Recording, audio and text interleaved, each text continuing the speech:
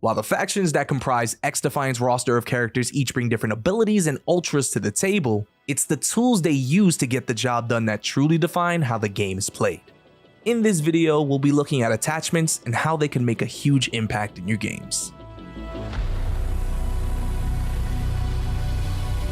On the surface, attachments are fairly straightforward. They're add-ons to your weapons, with each choice positively or negatively affecting your stats. There are 7 different groups of attachments: muzzles, barrels, front rails, optics, magazines, grips, and stocks. While we won't be going into detail on each of these, what you need to know is that each group has several different options with unique effects on your stats. Before we dive into our first build example, you should know that not all weapons and attachments mentioned will be immediately available to you. You'll be able to unlock both by completing challenges and leveling up weapons respectively. With that said, let's define the kind of playstyle we're looking for with our first build. Before we dive into our first build example, let's define the kind of playstyle we're looking for. I want to play light and fast, overwhelming people with quick run and gun strategy. Sounds like we're going to want something close to medium range with a fast fire rate. So let's try the Vector. To achieve our goal of being light and fast, we're looking for attachments that will improve our movement speed. Let's set our Vector up with a lightweight barrel, a super light front grip for the front rail, and a folded stock. Then, let's take advantage of that high fire rate and outfit our gun with an extended magazine. Comparing it to an unmodified Vector, we can plainly see we are moving much faster. Let's optimize another way to play. The last thing I want to worry about while sniping is the stability of my scope. Unlike our Vector, we won't need to worry about damage drop-off when using a sniper. So we're gonna outfit it with a muzzle booster to give a much needed boost to the gun's lower rate of fire.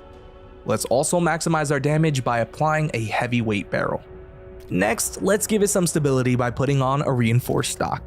For our optics, I want to widen my use case for this weapon, so I'm going with a variable scope.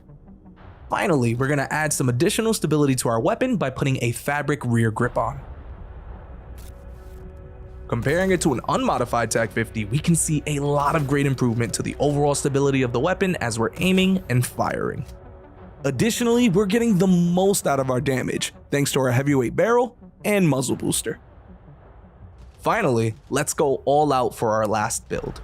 I want to fire my gun as long as I can, as often as I can, and as stably as I can. Enemies should second guess their route the moment they realize I'm firing. Well, we're gonna need an LMG, so let's try the M60. First, we'll outfit it with a rapid fire barrel to maximize our fire rate. Then we'll put grip tape for our grip to help minimize our recoil. And you know what? Let's further improve that fire rate by throwing on a muzzle booster. LMGs are known for taking a very long time to reload, so let's minimize the reload time by outfitting it with a fast magazine. Finally, for our optics, we'll take a comfortable mid-range scope like the reflex sight. Versus our unmodified M60, we can already see a dramatic improvement with our stability and raw output. We can comfortably and consistently aim and keep the pressure on our target at close to medium range with minimal downtime thanks to our severely shortened reload times. These 3 examples are purely templates you can work off of. There are a vast number of possibilities available to you through the customization of your weapon attachments, each to fit the playstyle you want to achieve.